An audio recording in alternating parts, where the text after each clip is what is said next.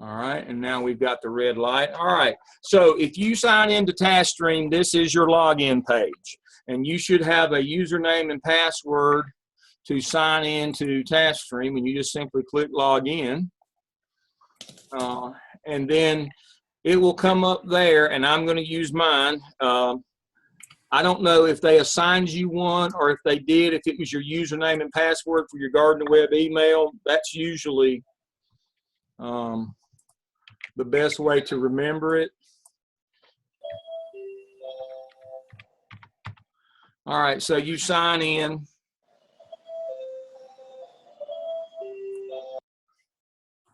And TaskStream is going to load. And here it comes. Yay! Mm-hmm. Now, don't watch this step. I'm going to switch over to student view. All right.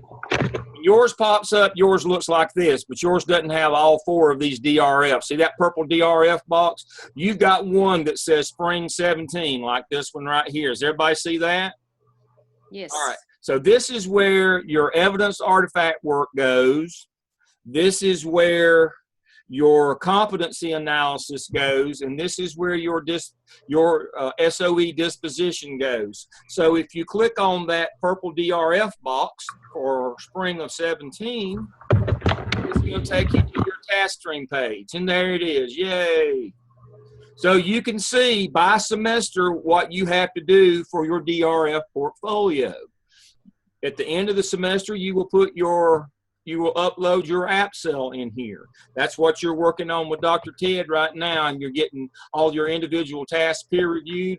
When you get all of your tasks reviewed and it's good from top to bottom and it's ready to be evaluated, you will go in here where it says app cell, click on the app cell button, and you will get a new row of buttons down at the bottom of your screen, and you will use one of those buttons, the attachment button, to attach, just like attaching a document to an email. That's basically what you're doing there. So that's where your app cell will go. Now, don't put your individual tasks there.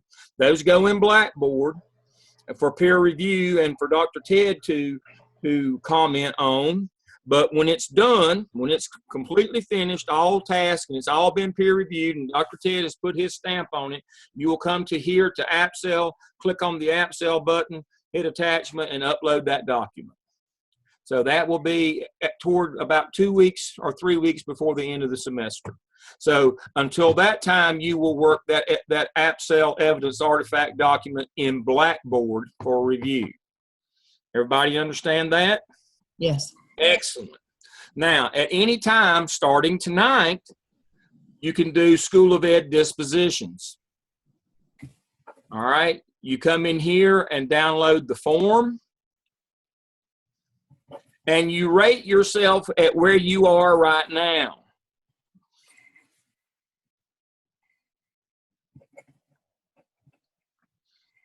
Come on. There it goes. Excellent. Learner development. And you rate yourself where you are. You may need improvement at this point. But you can. I don't look for a lot of comments on this first round because you don't really know what to comment on maybe. But if you have some comments, say you rate yourself as exceed expectations, we'd expect you to explain to us why you exceed expectations at the beginning of the program. But if you put needs improvement, we would kind of understand that. So you have all of these categories that you go in and do that. Now you can save it. You can save drafts of it and work on it at different times, but over the course of the next couple of weeks, you need to go in and kind of tell us where you are with your development right now, your dispositional things. Again, there's no deliverables for this. You didn't have to do anything for this. This is just where you are as a professional right now. When you get through with it, you know, if it's not complete, you just hit save draft. If it's done, you hit save and return, and it will be there. Okay? So that's what you do on that one. The other thing that's due this semester is competency analysis. Now, before you can do, again, you will do this probably about 3 weeks, 2 or 3 weeks before the end of the semester. When you go in and upload your app cell, that's the time that you would do your competency analysis, because you will be doing a competency folio along with your evidence artifact work. That is a separate folio from this DRF portfolio, and I'm going to show you how to load your competency folio so you can put your proofs of competency in there. The first 12 are due this semester. Let me say that again. The first 12 of the 21 are due this semester. And I'm going to show you that in just 1 minute, how to get to that and how to load it for yourself. So make sure you understand that dispositions you can do anytime. We'd like them in the next couple of weeks. Competency, you do that after you have uploaded 12 proofs of competency. You will do your competency analysis, usually about 3 weeks before the end of the semester. And at that same time, you should have your app cell ready to upload for evaluation. If you get it done sooner than that, that's just gravy. That's just good. So this is your DRF portfolio. You can see that it stays with you all 5 semesters. Next semester, you just have to do the app test. In the 3rd semester, you do the OMA and another round of dispositions. Hopefully, you're a little further along. You can grade yourself a little higher. 4th semester, you got the skip and the cap due, nothing else. And then 5th semester, you'll do a final disposition of yourself where you are at the end of the program, along with a final competency analysis, because at that time, you will have 3 sets of competencies in there. 3 sets of 21 in there at that time, and you can give yourself an OLE a final grade. Now, final folio, competency folio, once you have completed your folio and you have all 3 rounds of competencies in there, we'll teach you how to move it over here where it can be graded. But for you to work in it, it is not on this screen for you to work in. We will have to load it separately, and it's going to be up here where it says folios and web pages. So you've got a DRF portfolio and a competency folio. So let me teach you how to do a competency folio. So from this screen, you would go back to your home icon up here at the top left and click on it. No, I will submit my work later. It will ask you, and it will take me back to my original DRF page, where I selected 17 to go into my portfolio. From this screen to load your competency folio, you come over here to the right to where it says messages and click on messages. All right. Down at the bottom, you will see revised competency template and dispositions template. You will click on it, and you'll get a bunch of names like this. If you will scroll down to the bottom of that screen, you'll see there's a live competency button down there. So if you'll click on that one. Doctor? Yes. Yeah, sorry. I clicked on the messages. It says in mine there are no messages in this folder. That's what it says for me too. I need to, if I could see your screen, I've had that to pop up before. I can try and show you. I don't know if that helps, but this is, I clicked on the messages as you mentioned, and that's all that it says.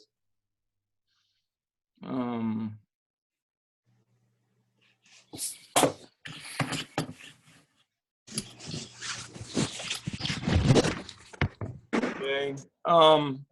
Let me go back. Let me go back one. All right, messages.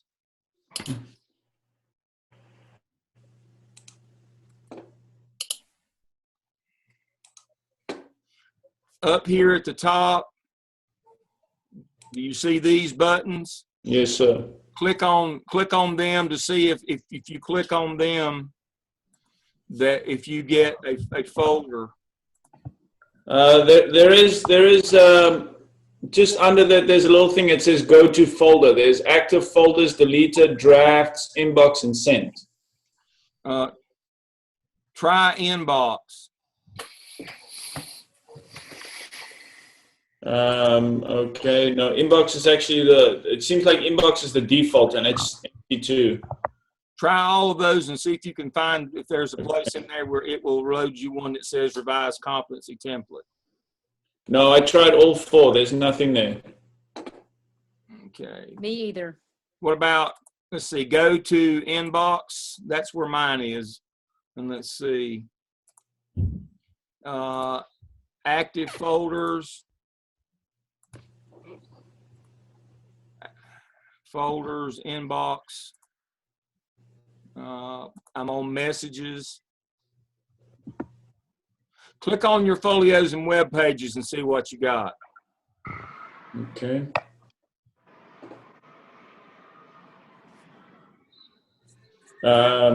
So when I click on the folios and web pages, there's an all folios and web pages, and then it says parentheses 0 found. Yeah, you haven't loaded one in there yet. All right. Let me go back again.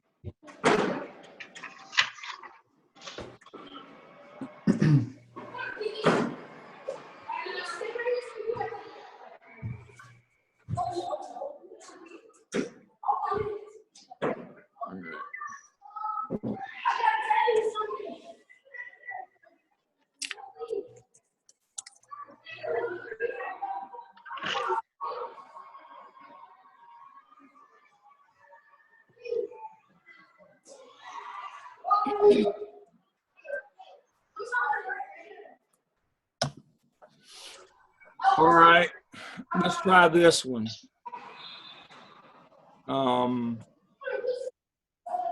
Back to your home screen and go to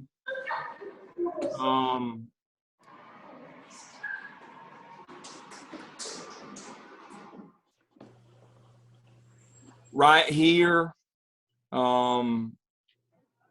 below messages and announcements. What button do you have right here? Okay, so I have messages, announcements, and add a link. All right, add a link. Try that. Try add a link, and okay. Try adding the link to folios and web pages. Okay. Guys, go back in the gym. So I did that, and I added the folio and web pages, and it seems similar to the previous one.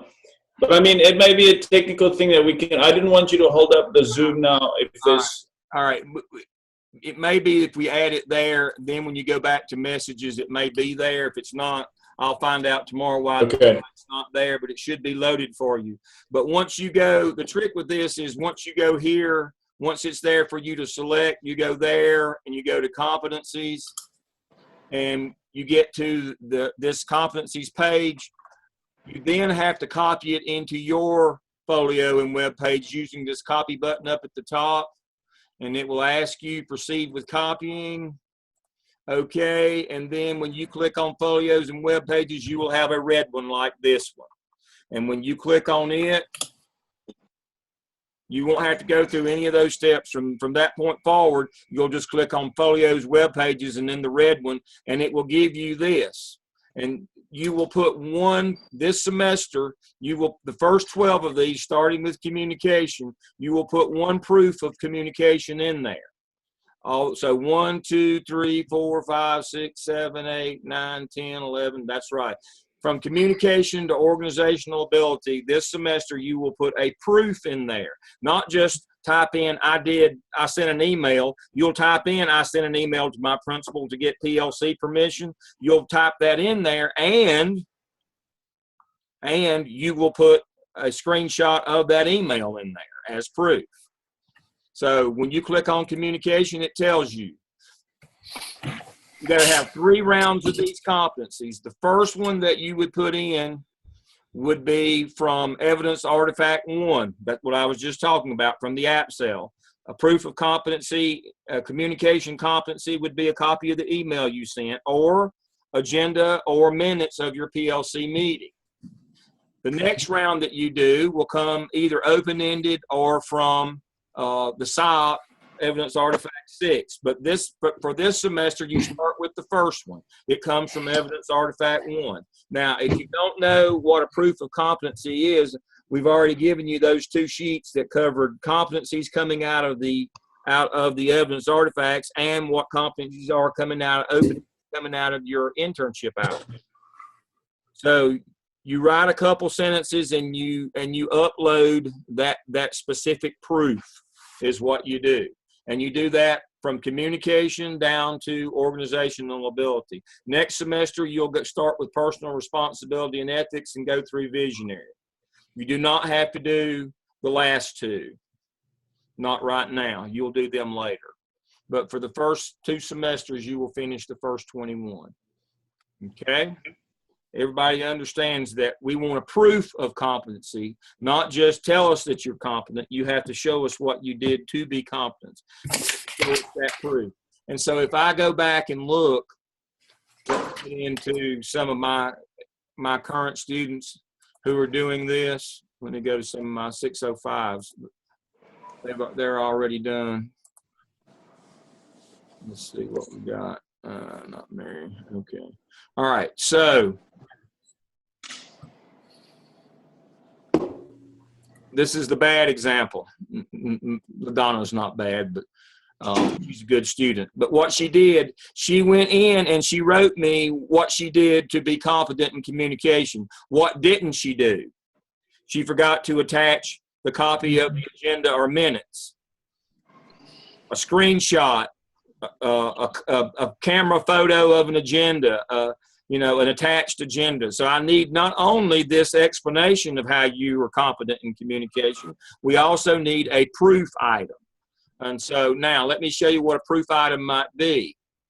You go to Drew's.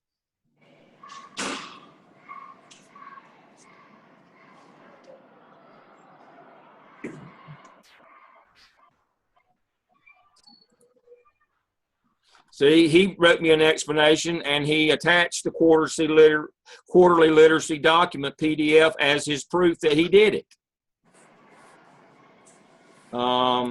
Customer focus. He wrote me an explanation and he attached a component of his evidence artifacts as proof because it's found inside that evidence artifact component. He also did some screenshots. There's a screenshot. He told me what he did in order to increase staff and create a collab. I created Google Plus community with peers. And then he has a screenshot of his Google community. So we want a proof to go along with your explanation in your competency folder. You got to do the first 12 of those this semester. If you can't get in, if your message board doesn't have a link to competency tomorrow, let Dr. Ted know, shoot him an email, and I'll work on that from my end while I'm on campus tomorrow. But you're supposed to be able to get in these. So now, once you have all 12 of these uploaded, you will go back to your DRF portfolio or Spring 17. Click on competency analysis, and you will complete this form about how well you think you did. And there they are. And now you go to the ones that you did a proof for. That now there'll be, all of them will be here.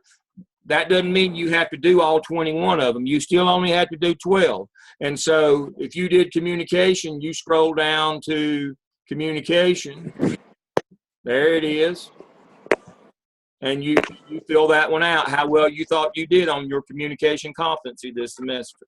I wish these were both in the same place, but we could not make it that way. We had to create a separate folder to put your proofs in from your DRF portfolio. I know that's a little bit, it looks like they should be linked, and I agree, but that's the way TaskStream does it. So you put your competencies in one place and you go and rate yourself on them in the other place. That's a little bit obtuse, but that's the way it works. So remember, when we talk about TaskStream, you have a DRF portfolio for evidence artifact work, and you have a competency folio to put your competencies in, and then you go back to the DRF to rate yourself on how well you did in those competencies. Save and return.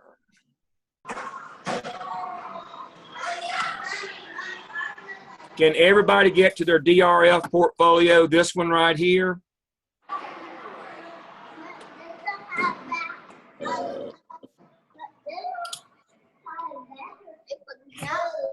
Yes. Everybody can get to this one, though. Everybody can get to their DRF portfolio. Yes? Yes. All right. Everybody can get to this one. Now, second and third parts of this screen. Right now, you're only going to be concerned with this screen, which is your work screen. If you'll look up here in the top right, you'll see the tabs. This is your work screen. This is where you will upload your work from, right here. Now, once you upload work and you want to and you request comments on it, like in your competency folio, you request comments, you have to come to this page if you've requested comments on anything, and it will show you where those comments are or what those comments are. So you have a comments page that shows you any comments on any of these things that you've done. And when you submit something for evaluation, like your app sale, your competency analysis, or your dispositions, to see the score on those once they're graded, you go to the scores results page. Okay? So I have students all the time say, I submitted my app sale, where's my score? Well, you're on your work page. If you'll go to your scores results page, your score will be right here when it gets graded. Okay? So remember, your work screen is where you upload all of your work.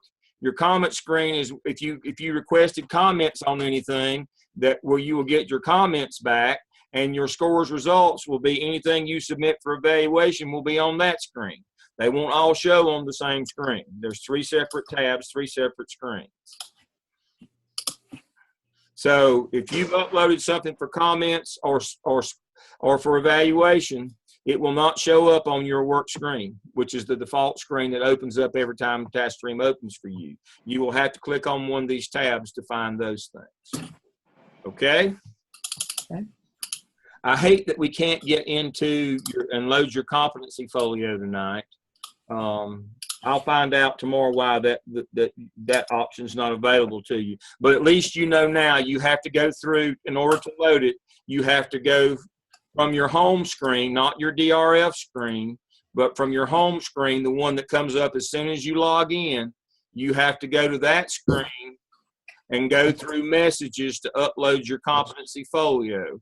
And remember, once you see it on the screen, that doesn't mean you can use it yet. I'm going through the process. You have to hit this copy button, and once you do that and upload it, then you will then be able to go here to your folio page, and it will be there. This red one right here will be there, and you simply click on it, and you can start uploading your explanations and start uploading your actual documents that as proof that support what you said you did. Okay? Now, this folder is very important. Very important. This competency folio, not just to get a grade over in your DRF, but at the end of this program, when you get to 605, we're going to have to make a recommendation to the state to certify you. And when we make that recommendation to the state, it's going to be based on that you are competent in all 21 of these areas that North Carolina administrators have to be competent in. And we have to show them proof of your competency in order for them to issue a license. Guess what? We've got a separate folio that has all your proof in it. And that's one of the reasons why they separated out from the DRF is licensure people just want to see the proof of competency. The other folks in DPI want to see your evidence artifact work, but the folks that issue the license want to see that. We've separated it out for them, so the appropriate folio or portfolio goes to the appropriate people for licensure, and they get what they need. And so that's why you have a separate competency folio, because that's what your licensure decision will be based on. It's also what Gardner-Webb will base their certification of competency decision when we certify you competent for the state to then give you the second check in the box. We give you the first one. Gardner Webb has to certify that you're competent, and we do it based on your competency folio. And then the state says, yep, we agree with you, and they give you your license. That's the way it works. So you will have a competency evaluation at the end of your program, and it will be based on that competency folio. So do a good job. And here's a secret. You got to do 3 rounds of these. So that means 3 communications, 3 visionaries, 3 change management. You should show growth in those 3. For example, if you show me an email for communication in round 1, by round 3, if you show me an email, you better be the webmaster. Got it? People want to see a progression. So don't do all 3 of them in the first semester, because they'll all be at the same level. That won't bode well for you when it comes to evaluation time. What we're going to look at is where you started and where you ended. And as being in this program for 5 semesters, did you learn anything, and did you grow? And so we expect to see a much more involved communication proof in semester 5 than we see in semester 1. So that's why you don't do all 3 communications this semester and all 3 conflict management. You do them one at a time, and then 2 semesters from now, the next time you do this, you'll be much further along and they'll be more developed. And then in the 5th semester, they'll even be further developed along. That's our hope. And that's what the state wants to see, is that this program had an affect on you, that you're better at the end than you were when you began. And so don't make the mistake of saying, I'll just load them all up this semester and I'll be done with it. That's not a good idea. Pace them out like they're supposed to be, because they'll be much higher quality that way. I didn't want to get that in tonight. I hate that you can't load yours now, but you will be able to in a day or 2. You'll be able to. All right. Questions about task stream. Please remember, last reminder again, as you're working on an evidence artifact, you will submit the individual task in Blackboard. Task stream is only for finished work. Okay? So remember that. Now, to that end, if we go back to your Blackboard, what we have done, what Dr. Ted has done, is under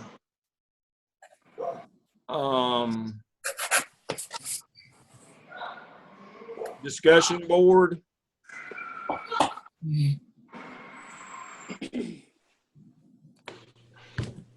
He has where you put your drafts for peer review. He also has 2 boxes here for you to drop your philosophy of education and all about me.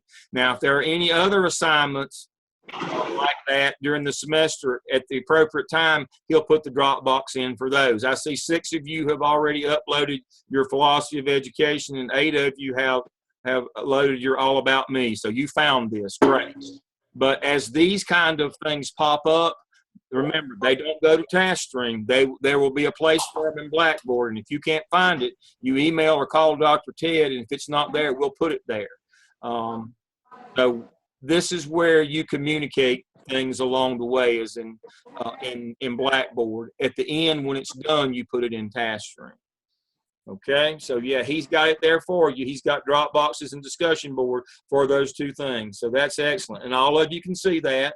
And he will click on this and he will read and comment on these as well. I see 7 of you have done your drafts of your task 1. That's great.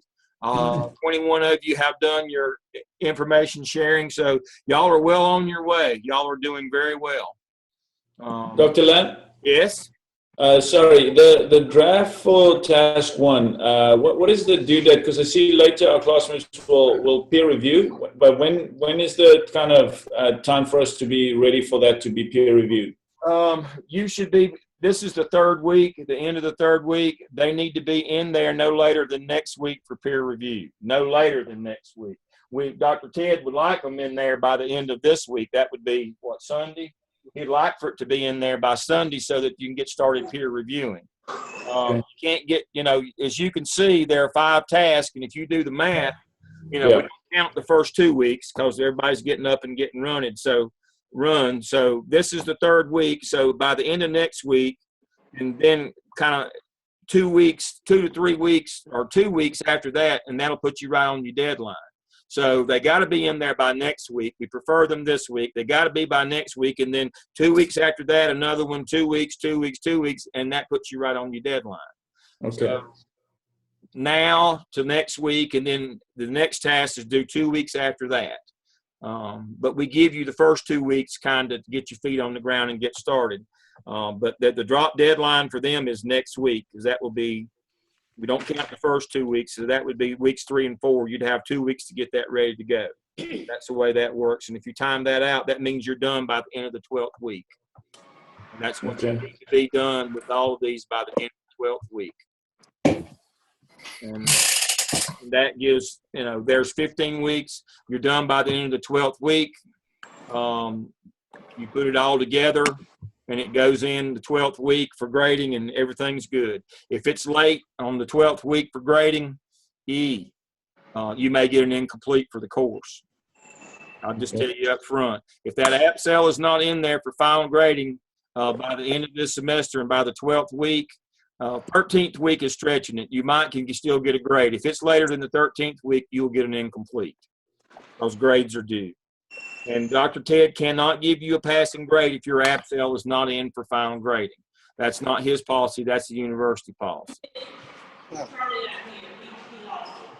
So that's kind of your timeline. Now, Let me get out of there. having said that, let me say this. The weekly task assignments that lead to this, you see them here. If there are other assignments, and I don't mean to steal Dr. Ted's thunder, but he doesn't give you a lot of extra stuff. He's good. I like Dr. Ted. You can tell that. That's why I hang out with him all the time. But he doesn't give you a lot of crazy stuff to do that would keep you from being able to do your task. He talks to you and comes online with you and shares some of his wisdom, but he doesn't give you a lot of busy work. But if there happens to be like this week, the school wants some philosophy of education all about me, he might give you something like that, but he's not going to give you a bunch of busy work to keep you from being able to do your task. So you should be able to hopefully to stay on track. I wish I could say that about everybody. Some instructors want to give you a lot of extra stuff to do. I don't like that in 601 because we need for you have to get started out doing these tasks the right way. And if you don't get your task in, they have to give you an incomplete at the end of the semester. That's just kind of a trial by fire in this program. It won't always be that way, but it is that way this semester. So thankfully, he's not bogged you down with a bunch of extra fluffy stuff. He's just, got you working on the right stuff. And so you should be able to stay on track fairly easily. So I hate to brag on him sitting here in the room, but he does a good job with these courses, a really good job. I wish everybody would take his philosophy that the tasks are what's important, and not just add a lot of extra fluffy stuff. But don't let me stop editorializing. But that's a long answer to the question. So the answer to the question is next week, drop dead next week, got to have task 1. And every 2 weeks after that, we got to have another task. And those are pretty hard and firm deadlines. Okay. Anything else is kind of flexible, but those are not, because you're depending on others to grade to peer review your work, and they're depending on you for you to peer review theirs. And so we all kind of have to be lockstep on that. Okay. Very good question. Anybody have any questions on TaskStream? I'll find out tomorrow why you can't upload your folios. I can upload mine on my student tab. So there should be a reason, but we'll get that tab working through the messages so you can upload your competency folio. We'll make sure that that's working before you meet for class again next week. And if you have any questions, Dr. Ted, I'm sure will send me a link next week where I can be online with y'all if y'all need help. And if you don't, I'll be glad to turn you loose and let you go. All right, Dr. Ted, it's you. Let me get out of this. Let me close my TaskStream account. Log out. Let me get that and get you back to where do you want to be on Blackboard? Anywhere okay, or anywhere? You can go from there and I'll let you drive.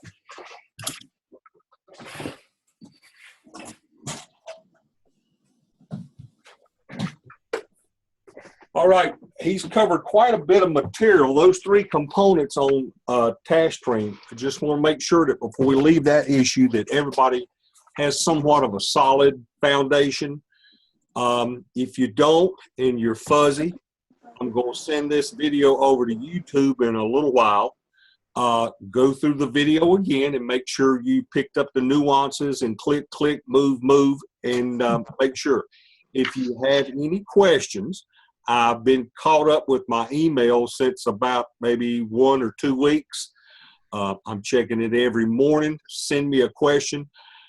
One of my pet peeves is if you send me an email during the school day, and this may just be a bias of my own, but if you send me an email during the school day when you should be teaching, that's a little hinky.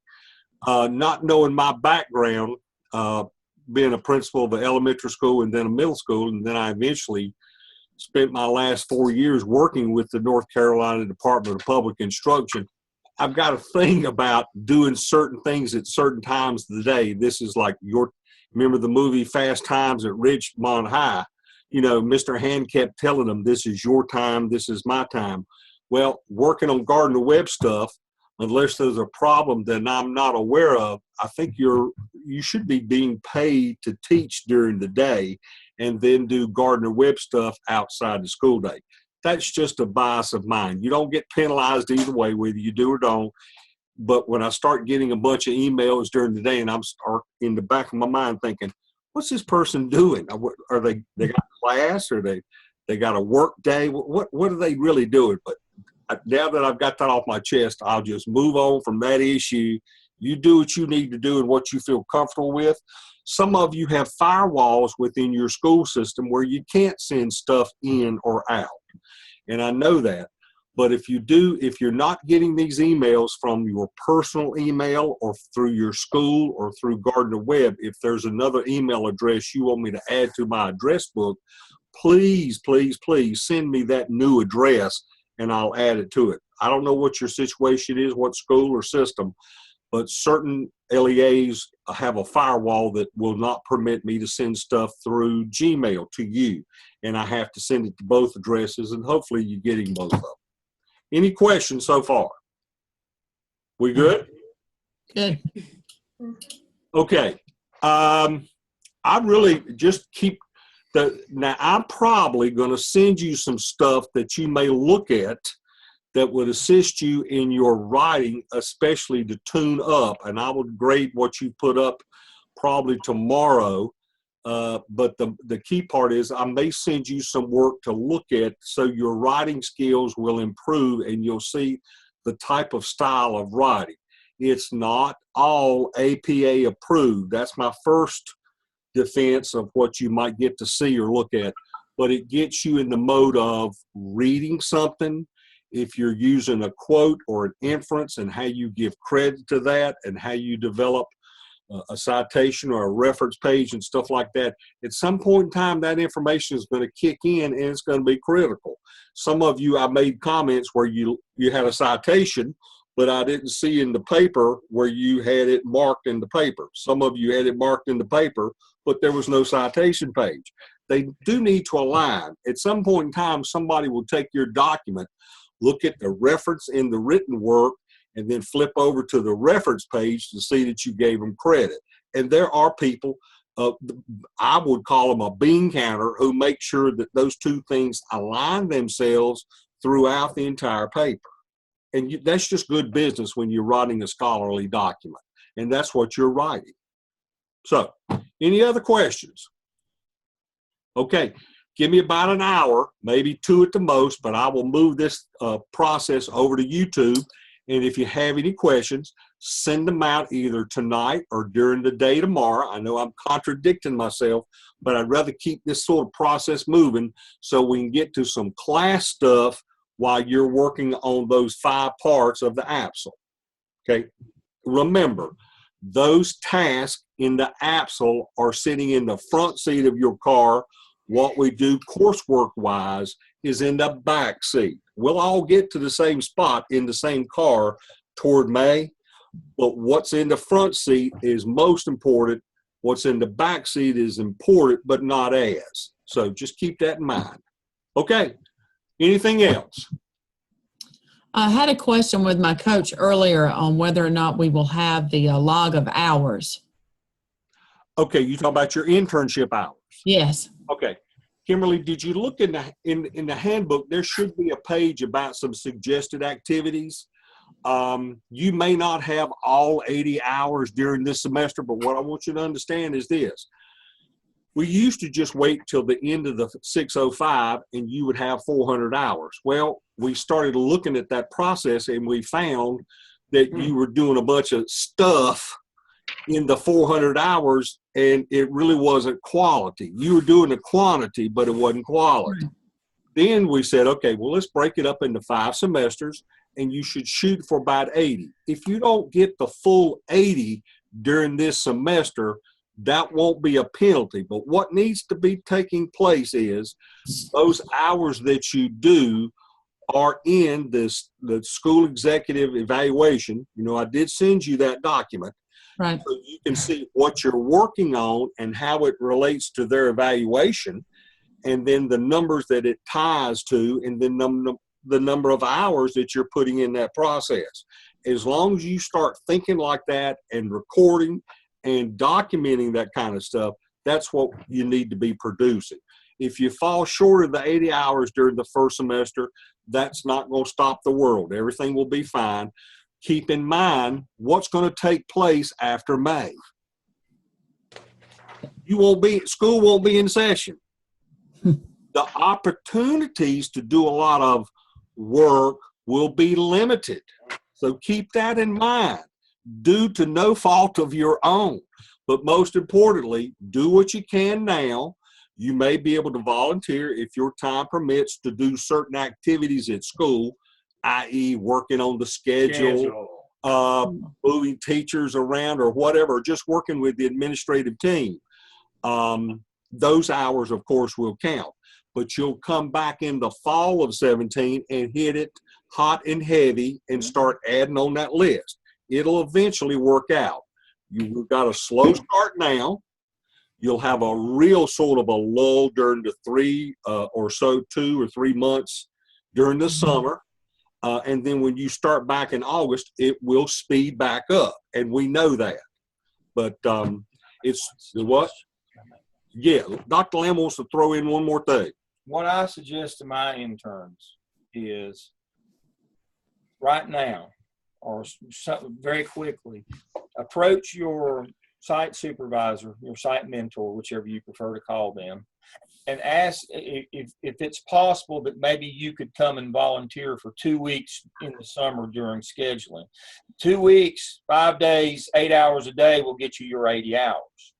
Now you have to commit to coming there 2 weeks extra, like the last 2 weeks of June or something. But if you're concerned about your hours, you might could do that, and you get good experience that you're going to need later on to do the OMA in scheduling. You get good experience, but that's one way that you can get your hours in the summer.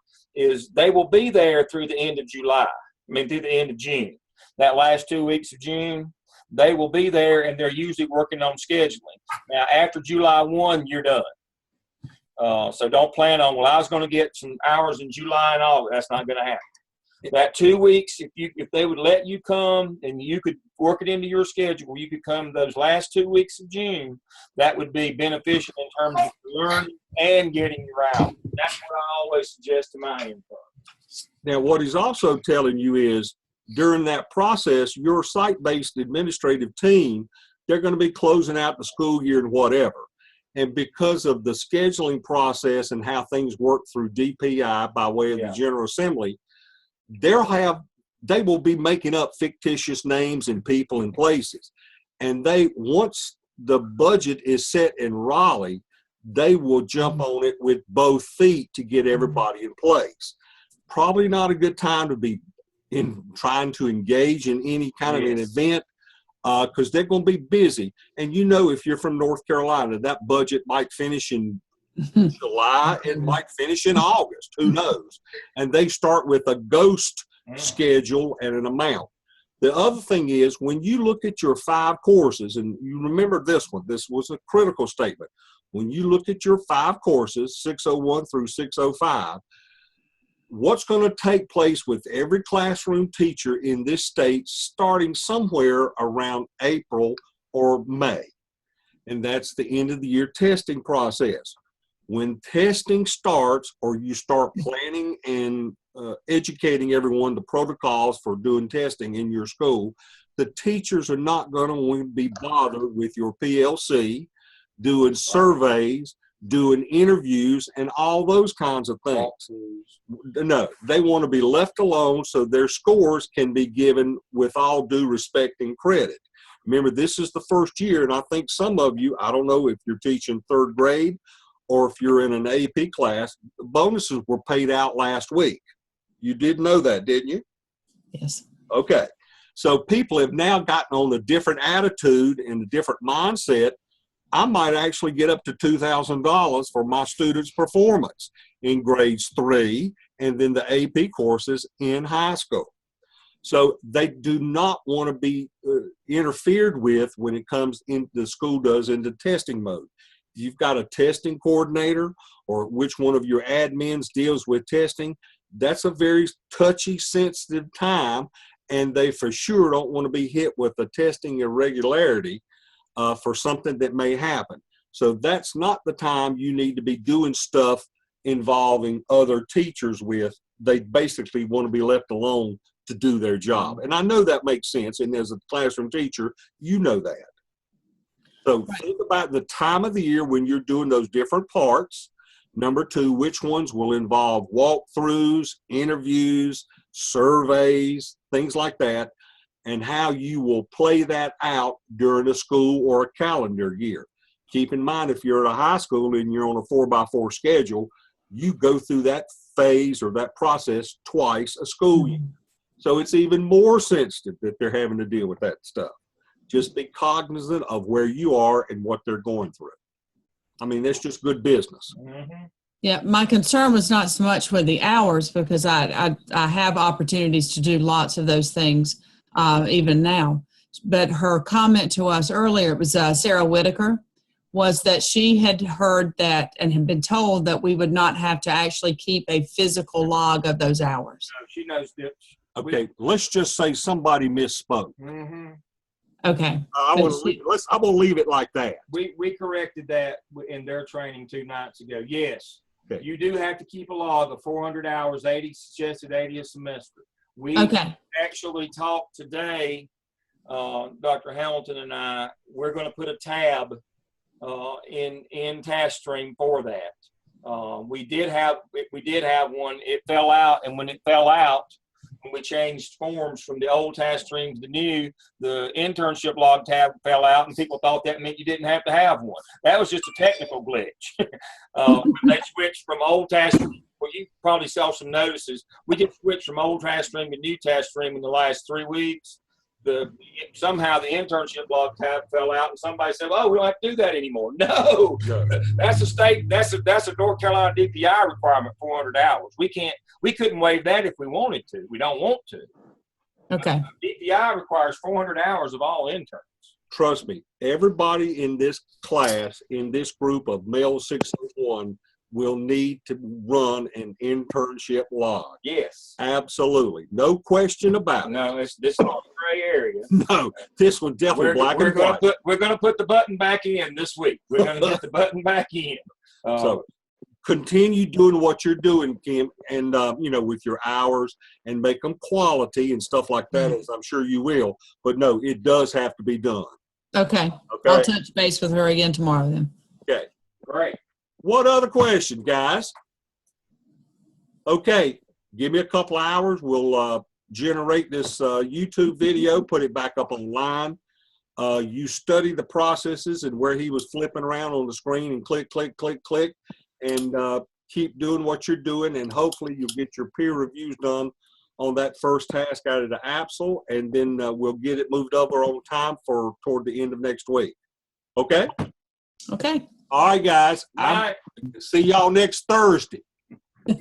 All right. Literally and figuratively. Okay. Yeah. In meeting. Okay, in meeting for now.